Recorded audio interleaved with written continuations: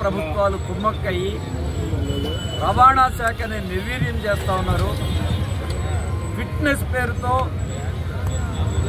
రవాణా రంగంలో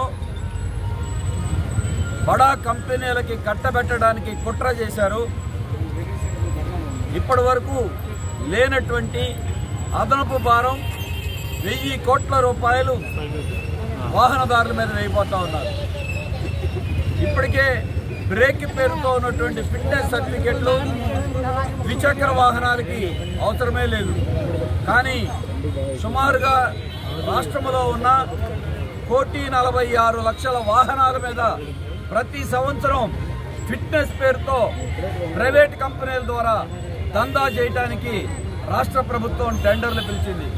ఇక ప్రతి సంవత్సరం ద్విచక్ర వాహనం మోటార్ సైకిల్ ఉన్న ప్రతి ఒక్కళ్ళు ఇప్పుడున్న పన్నులకు తోడు ఫిట్నెస్ కూడా చెల్లించాలి. ఇదే కాదు, 15 సంవత్సరాలు దాటిన వాహనాల పేరుతో అదనంగా ఇప్పటి వరకు 700 రూపాయలు ఉన్నటువంటి ఫీజుని సుమారుగా 12,000 రూపాయలు మీడియం వెహికల్స్ పెంచేశారు. ఆటోలకి వాహన మిత్ర అని జగన్మోహన్ రెడ్డి గారు చెప్తున్నారు. ఇది వాహన మిత్ర కాదు, వాహన శత్రు ప్రభుత్వంలాగా మారిపోయింది. ఇప్పటికే పెనాల్టీల పేరుతో అటు పోలీసులు రవాణా శాఖ గుంజుతూ ఉన్నారు. ఇప్పుడు గ్రీన్ ట్యాక్స్ అన్నారు. ఇప్పుడు దీనికి అదనంగా ఈ ఫిట్నెస్ ఫీజులు కూడా తోడు చేసి ఒక్కొక్క ఆటోకి 1,800 రూపాయలు ఫీజే కాకుండా 15 సంవత్సరాలు దాటితే సుమారుగా 5,300 రూపాయలు వసూలు చేయడానికి తాజాగా నిర్ణయించారు. ఇది కూడా జిల్లాల వారీగా వేలం పాట పెట్టేస్తా ఉన్నారు. ఎవరైనా వాడుకుంటే వాళ్ళు ఎంతైనా వసూలు చేసుకోవచ్చు, గవర్నమెంట్కి డబ్బు కడితే చాలు. ఇప్పుడు ఈ కాంట్రాక్టులు దక్కించుకోవడానికి అధికార పార్టీ బడా నేతలు రాష్ట్రంలో ఉన్నటువంటి మంత్రివర్గంలో ఉన్నటువంటి పెద్దలతో సహా కూడా ఈ దందా నడపడానికి టెండర్లు వేశారు. ఇది ఈ టెండర్లు ఖరారు చేయటం అంటే రవాణా శాఖను అమ్మకానికి పెట్టడమే. ప్రతి వాహన యజమానుని పిక్కు తింటాం తప్ప ఇంకోటి లేదు. ఇది మోడీ ప్రభుత్వం ఆదేశాలు ఇస్తే జగన్మోహన్ రెడ్డి ప్రభుత్వం లొంగిపోయి చేస్తూ ఉంది. పక్కనున్న తమిళనాడు, తెలంగాణ రాష్ట్రాలు దీన్ని తిరస్కరించని మేము ప్రైవేటీకరణకి ఇవ్వని. కానీ ఇక్కడ ఆటోమేటిక్ టెస్టింగ్ స్టేషన్ల పేరుతో ఈ దందా నడుపుతా ఉన్నారు. ఈ టెండర్లని రద్దు చేయాలని, అలాగే ఫిట్నెస్ రేట్లు పెంచకుండా పాత రేట్లే కొనసాగించాలని, ఈ దందాని ఆపాలని చెప్పి సిపిఎం పార్టీ తరఫున డిమాండ్ చేస్తా ఉన్నాం. దీని కనుక ఆపకపోతే రాబోయే కాలంలో వాహనదారులందరినీ కలుపుకుని దీని మీద పెద్ద ఎత్తున ఉద్యమం చేస్తాం. గతంలోనే కేంద్ర ప్రభుత్వం మోటారు వాహన చట్టాన్ని సవరించి వాళ్ళ భారీ పెనాల్టీ 25,000కి తక్కువ కాకుండా ట్రాన్స్పోర్ట్ వాహనాల మీద ఇప్పటికే ఫైళ్లు వేస్తా ఉన్నారు. ఇప్పుడు దీనికి తోడు ఇది కూడా తోడైంది. ఇది చాలా దుర్మార్గం. అందుకనే దీన్ని ఈ టెండర్ రద్దు చేయాలని సిపిఎంగా డిమాండ్ చేస్తూ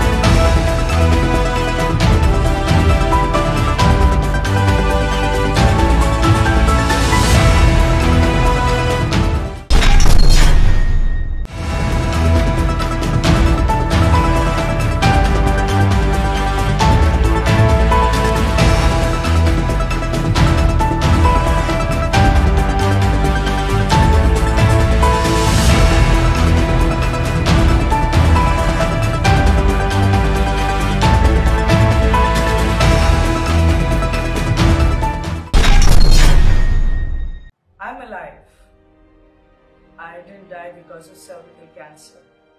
Unfortunately, I cannot say that about those hundreds and thousands of women who have lost their lives because of cervical cancer. It is not because they couldn't do anything about it, because they had no idea what to do. I'm here to tell you that, unlike other cancers, cervical cancer is preventable. All you have to do is you have to get your tests done and you have to get HPV vaccine. We can do all this and more to make sure there is no more life lost to this disease. Please log on to www.poonampandeisalive.com.